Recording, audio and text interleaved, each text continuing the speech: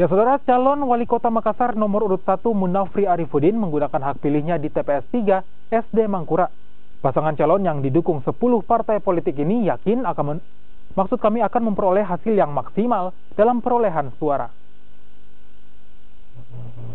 Bersama istri dan ayahnya, calon wali kota Makassar nomor urut 1 Munafri Arifudin atau API melakukan pencoblosan di TPS nomor 3. Munafri optimis memenangkan pertarungan pemilihan wali kota berdasarkan hasil perhitungan KPU mendatang. Ya, tentu harus optimis, perasaannya senang, keluar dari rumah sudah senang. Insya Allah semuanya sesuai dengan harapan, sesuai dengan apa yang kita inginkan.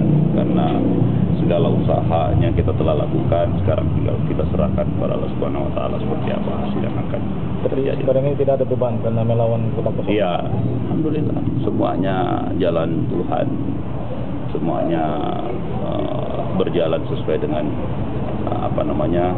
ketentuan yang ada.